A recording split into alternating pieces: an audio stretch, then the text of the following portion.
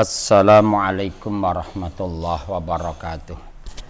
Bismillah, alhamdulillah, la haula wala quwata illa billah, ma ba'du. Anakku semuanya, para santri Nurul Ulum dan Bapak Ibu wali santri dan para muhibbin semuanya yang bisa menjangkau suara daripada pengajian daripada pesantren Nurul Ulum di nuansa COVID-19 ini, maka kita pada hari ini akan melanjutkan daripada penjelasan keterangan tentang 101 hadis budi luhur yang kita kenalkan pada anak-anak kita selama Ramadan yang tidak sebagaimana biasa hari ini.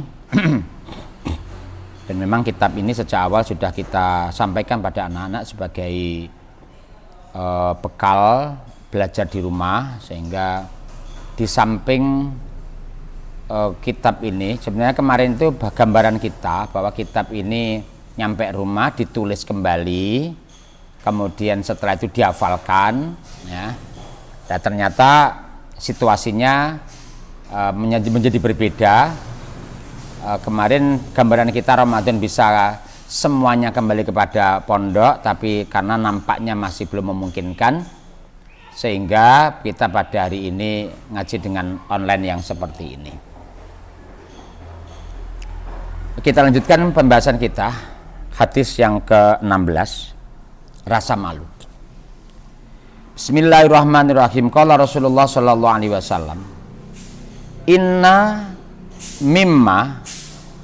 mimma setune saking perkara adroka kang nemu sapa annasu menungso ming kalamin nubuwati saking kalam kenabian al ula kang pertama.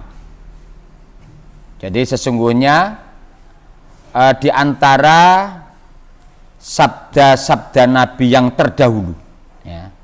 Jadi yang kita dapati di antara sabda-sabda Nabi yang terdahulu adalah idza lam tastahi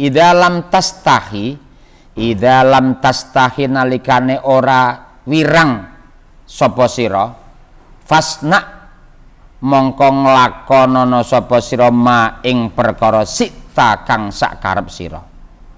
Rawahu riwayat ing hadis sapa Al-Bukhari, Imam Bukhari. Jadi perlu kita pahamkan bahwa ada makhluknya Allah yang kita kenal dengan makhluk biologis. Siapa makhluk biologis ini? Makhluknya Allah yang hanya diberi nafsu oleh Allah, ya. Tidak ada aturan, tidak ada hisab, dan pada makhluk ini tidak ada tempat besok di akhirat. Dunia selesailah, tamat riwayatnya. Sudah tidak ada kehidupan di akhirat besok. Itu namanya makhluk biologis. Yang termasuk makhluk biologis itu apa saja? Seluruh hewan itu namanya makhluk biologis, ya. Seluruh hewan itu namanya makhluk biologis. Ini tidak ada hisabnya. Mereka tugasnya satu, mengembangkan daripada keturunannya yang halal bisa dimanfaatkan oleh manusia. Kemudian yang kedua, yang namanya makhluk spiritual. Makhluk spiritual itu apa? Makhluknya Allah kebalikan daripada makhluk biologis. Kalau makhluk biologis tadi adalah makhluknya Allah yang diberi nafsu, maka yang namanya makhluk spiritual ini adalah makhluknya Allah yang hanya diberi akal, tidak diberi nafsu. Diperintah mesti benar, tidak ada pertimbangan apapun, karena memang ini makhluknya makhluk spiritual, yaitu para malaikat. Nah, kemudian ada makhluk yang begitu lengkapnya oleh Allah diberi perangkat dalam kehidupannya. Ia diberi akal, ia diberi nafsu, dan diberi tugas sebagai mandatarisnya Allah di muka bumi ini. Inni ja'ilun fil ardi khalifah, yaitu yang namanya manusia. Nah, kalau hewan tidak punya malu, karena kita bisa menyadari karena memang hewan tidak punya pertimbangan akal. sehingga mereka berbuat sesuka-sukanya, tidak ada rasa malu sama sekali.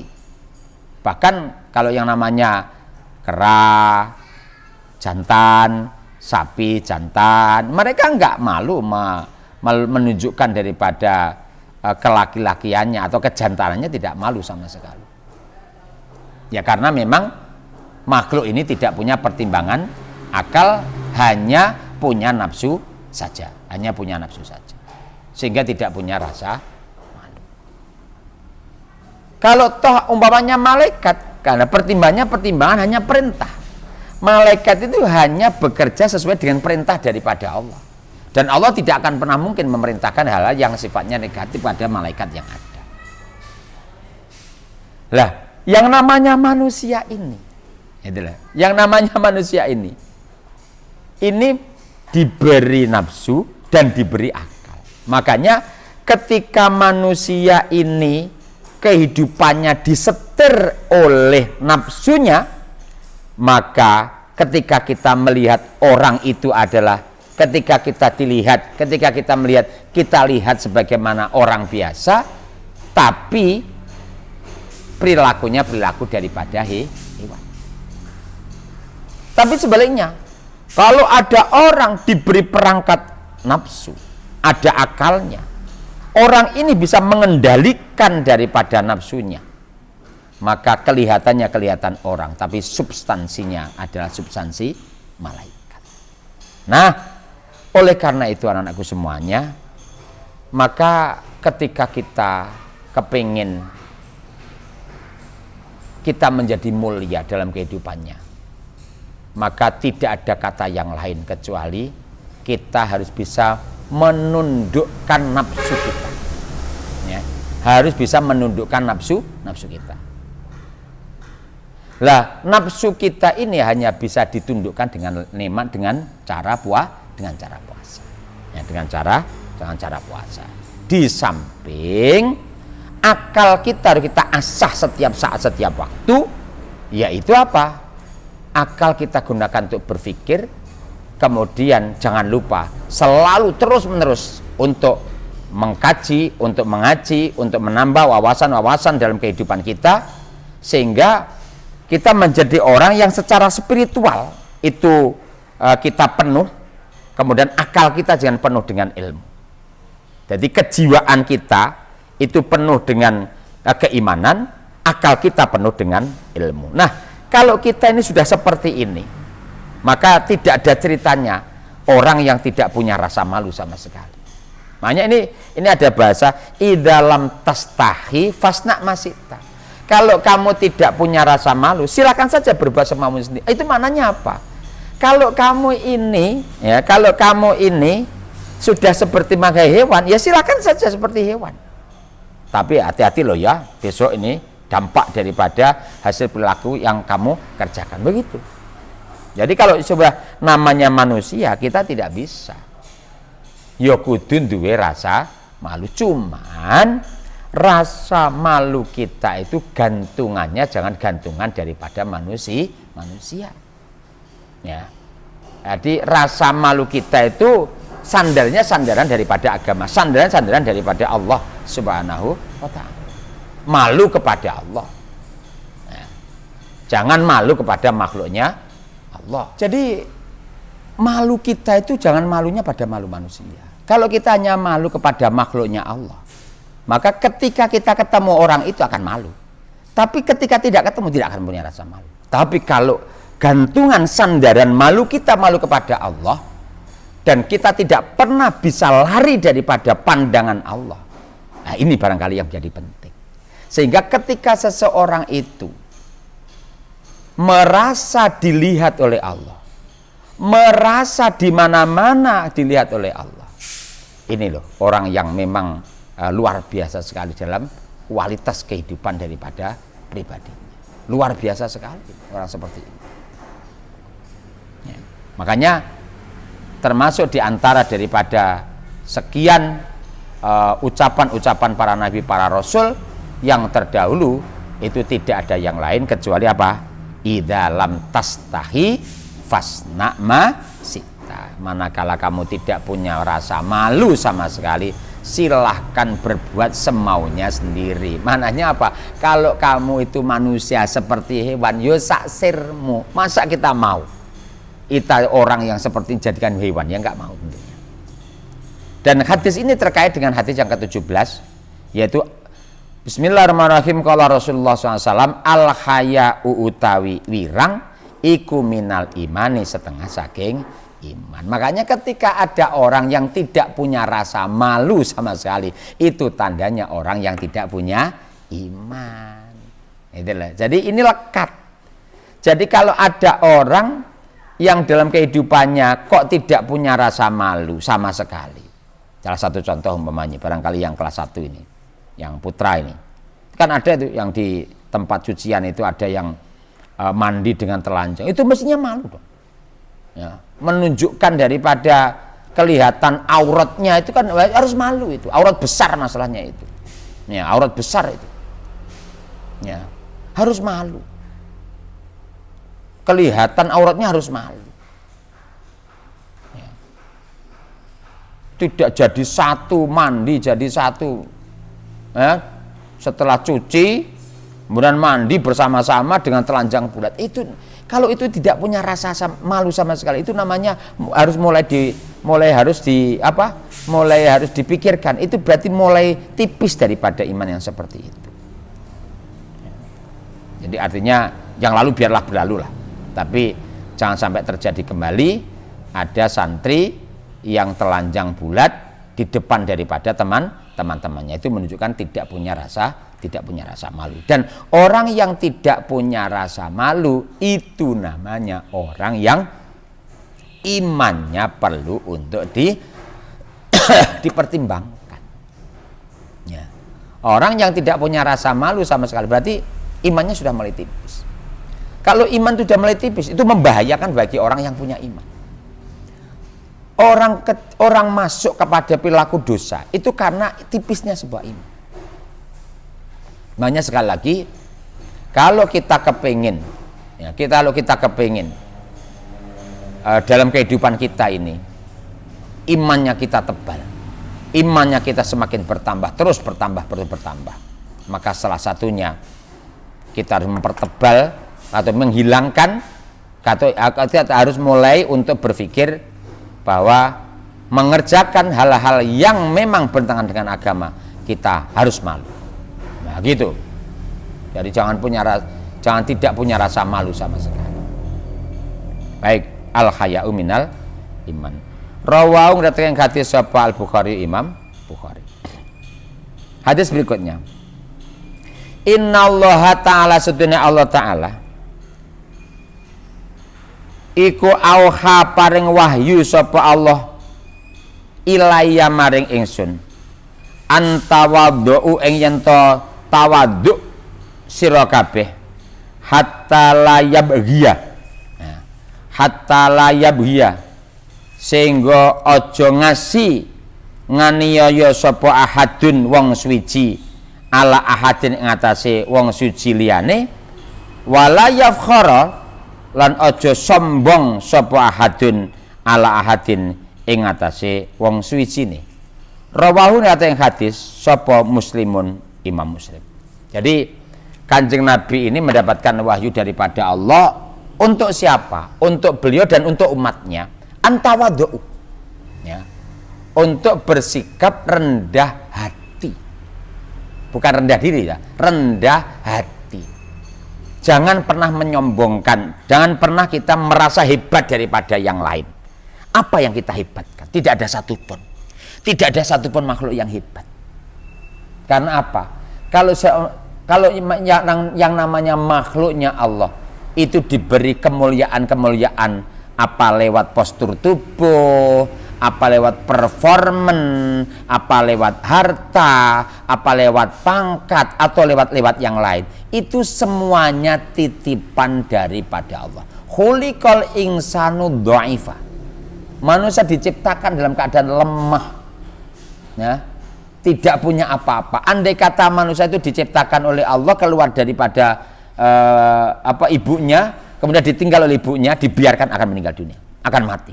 Beda dengan hewan. Nah, beda dengan hewan.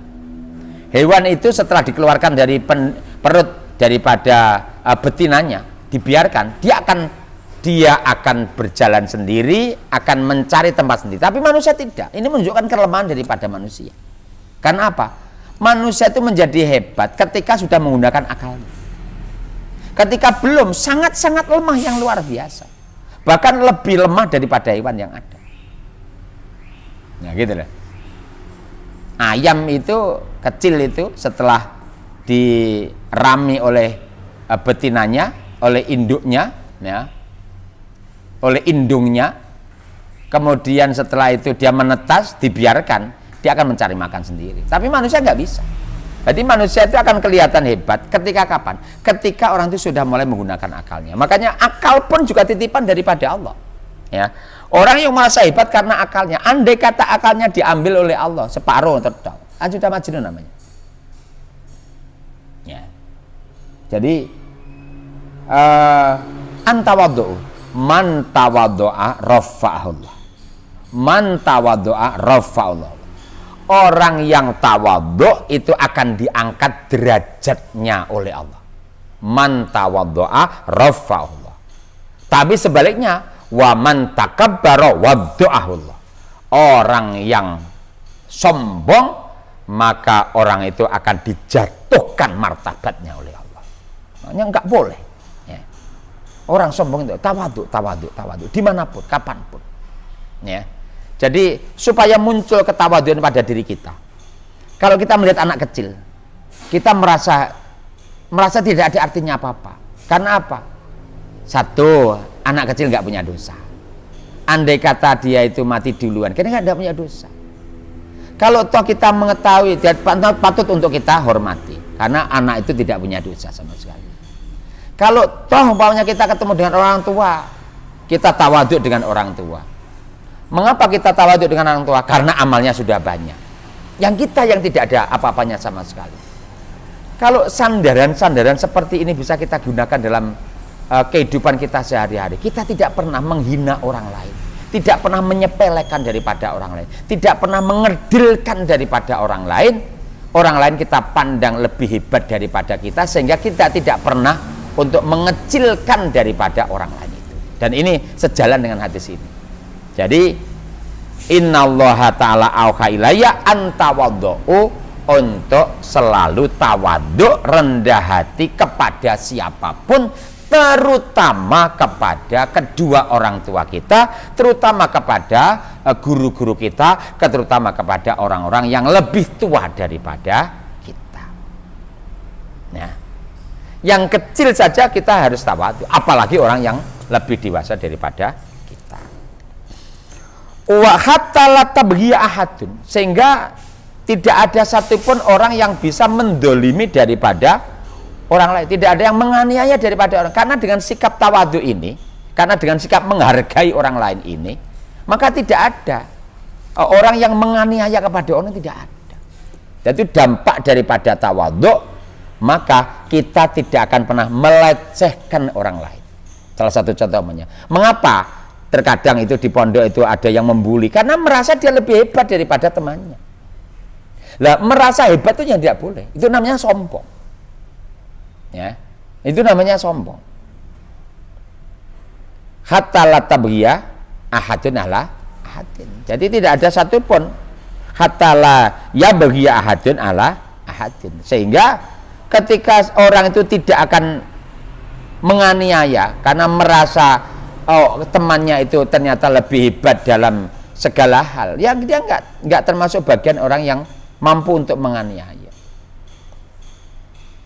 Dan jangan sampai orang itu wala yafkhara ahadun ala ahadin. Jangan sampai orang itu menyombongkan dirinya, merasa lebih hebat daripada teman-teman yang lain. Ya, sehingga ketika sifat tawadhu, rendah hati, itu kita gunakan sebagai pondasi di dalam kehidupan bermasyarakat, kehidupan berteman, kehidupan dalam sosial, maka yang muncul apa? Kenyamanan, ya, kemudian keselamatan, saling menghormati, saling menghargai, ya, antara yang satu dengan yang lain. Apalagi sama-sama satu pesantrennya. Kalau ada satu asrama, satu pesantren, jedingnya sama, WC-nya sama, musolanya sama, gurunya sama, kiainya sama, pondoknya sama. Lu kok terjadi membuli dengan temannya? Coba. Menunjukkan apa? Menunjukkan kita masih belum bisa melaksanakan ajaran agama kita dengan sebaik-baik. Jadi yang kemarin itu terjadi pembulian antara teman. Yang kemarin ada yang namanya pencurian antara temannya ada. Maka momentum Ramadan ini dan nanti akan kita masukkan pada momentum pada bulan Syawal untuk saling memaafkan antara satu dengan yang lain, dan setelah itu sudah tidak ada lagi pembulian di pondok, tidak ada lagi yang namanya temannya merasa tidak nyaman karena diganggu oleh teman yang lain. Oke, sepakat seperti itu? Oke, kita harus sepakat bahwa setelah COVID-19, virus corona COVID-19 ini hilang, maka hilang pula di pondok kita pembulian, ya, kemudian saling mengejek, saling mengolok, sudah tidak ada lagi. Dan kita buka lembaran yang baru supaya hanya ada dua, satu aman, satu nyaman. Satu aman, satu nyaman. Kalau kini dua-duanya ini sudah kita laksanakan di pondok kita, maka pondok ini akan menjadi rumah yang pertama, dan rumah kita kedua, rumah kita yang di rumah ajan dan menjadi rumah yang kedua. Dan kalau itu bisa seperti itu, kalian akan bisa istiqomah di pondok, merasa nyaman di pondok, merasa betah di pondok. Kalian yang akan beruntung. Karena apa? Ilmunya akan tambah, pengalaman akan tambah, ibadahnya akan tambah, dan itu akan membawa berkah pada kalian pada masa-masa selanjutnya. Kita lanjutkan pada hadis yang berikutnya. Bismillahirrahmanirrahim. La tasubbu aja ngelok-ngelokne sira kabeh al amwata ing pira-pira wong kang mati. Fa innahum mangkasune amwat iku qad afdau. Iku qad afdau, teman-teman wis padha lewat sapa amwat ilama maring perkara qaddamu kang padha nglakoni sapa amwat. Jadi la tasubbul amwat fa innahum qad afdau ilama qaddam. Jangan pernah kita ini mengejek orang yang telah meninggal dunia. Mengapa? Masa lalunya sudah lewat. Orang yang meninggal dunia itu bukan untuk digunjing, bukan untuk diejek. Tugas kita kepada orang yang meninggal dunia hanya satu, mendoakan supaya orang-orang yang telah wafat itu yang agamanya sama dengan kita, supaya dosanya diampuni oleh Allah. Jadi bukan untuk diejek, bukan untuk dilecehkan, bukan untuk digunjing tentang kesalahan-kesalahan masa lalunya. Kenapa? Masa lalunya sudah lewat semuanya. Sehingga karena masanya sudah lewat, bukan ranah kita lagi untuk membicarakan tentang orang meninggal. Kalau toh ada orang yang wafat kita bicarakan, itu adalah orang yang dibicarakan karena baiknya, ya, karena kebajikannya, karena kehebatannya, karena perjuangannya, kita ungkap kembali untuk apa? Untuk sebagai pelajaran bagi pada generasi-generasi berikutnya. Nah, gitu loh ya, generasi berikutnya. Jadi bukan untuk diejek. Jadi ketika bahkan ketika kita lewat kuburan, ya, lewat makom, kita berhenti sebentar, kemudian kita baca Fatihah, kemudian baca surah Ikhlas 10 kali. Setelah itu kita doa pada Allah, ya Allah, bacaan surah Ikhlas yang saya baca ini saya serahkan, saya berikan semuanya kepada orang-orang yang telah wafat di kuburan ini, dan mudah-mudahan engkau memaafkan daripada seluruh kesalahan daripada orang yang dimakamkan di kuburan ini. Al-Fatihah, Allahumma ighfir lahu, luar biasa seperti itu. Kalau ada orang yang telaten seperti itu, maka kita akan diberi kebajikan oleh Allah sebanyak orang yang telah dimakamkan di makam itu. Nah, hebatnya seperti itu. Ya. Jadi bukan untuk dicaci maki, bukan untuk digunjing, bukan untuk dibicarakan kejelekannya. Orang-orang yang telah wafat itu kita doakan supaya mendapatkan ampunan daripada Allah Subhanahu wa Ta'ala. Nah, jadi coba tuh, ini agama kita itu begitu luar biasanya. Kepada orang yang hidup itu diatur bagaimana kita menjaga pola hubungan dengan orang-orang yang hidup. Kepada orang yang wafat saja masih diatur dalam agama kita, bahwa orang yang wafat tidak boleh untuk dimaki, tidak boleh digunjing, tidak boleh dicela. Itu sampai seperti itu penghormatan agama kita kepada manusia, ya. Artinya apa? Kalau agama kita itu agama yang begitu memperhatikan kemanusiaan, ya, sehingga ketika ada orang Islam yang tidak memahami makna daripada kemanusiaan, itu adalah orang Islam yang tidak mengikuti sunnah-sunnah baginda Rasulullah Sallallahu Alaihi Wasallam. Gitu. Man ahyan nasa faka'annama ahyan nasa jami'a. Jadi barang siapa yang membuat orang lain hidup, maka itu sama dengan menghidupkan daripada orang yang banyak. Makanya membunuh sesama muslim itu termasuk dosa besar, Itu harus kita lindungi hartanya, kita lindungi darahnya, kita lindungi harga dirinya, karena sama-sama diikat dengan tali diikat dengan tali iman. Kita juga begitu, ya. Karena diikat dengan tali pesantren, diikat dengan tali Islam, diikat dengan tali NKRI. Sudah tidak ada lagi lah antar warga, antar umat Islam untuk saling menjelekkan antara satu dengan yang lain. Nah, kalau ini kita jadikan sebagai pedoman dalam kehidupan bermasyarakat, kehidupan dalam bergaul, maka tidak ada pergaulan yang tidak enak dalam kehidupan kita sehari-hari. Baik, saya kira itu yang kita sampaikan pada pertemuan ini. Mudah-mudahan yang kita bahas jadi ilmu yang barokah, manfaat, dan tentunya Ramadan yang kita kerjakan, puasa Ramadan yang kita kerjakan, ibadah, serangkaian ibadah Ramadan yang kita kerjakan ini semuanya diterima oleh Allah Subhanahu wa Ta'ala, dan mudah-mudahan kita menjadi bagian daripada orang yang bertakwa kepada Allah Subhanahu wa Ta'ala. Saya kira demikian. Mari kita akhir dengan baca surah Al-Asr bersama-sama. A'udzubillahi minasyaitonirrajim. Bismillahirrahmanirrahim. Wal 'asr innal insana lafi khusr illal ladzina amanu wa 'amilus solihati wa tawassaw bil haqqi wa tawassaw bis sabr. Subhanakallahumma bihamdika asyhadu an la ilaha illa anta astaghfiruka wa atubu ilaik. Wallahu muwaffiq ila aqwamit thoriq wa minkum. Assalamualaikum warahmatullahi wabarakatuh.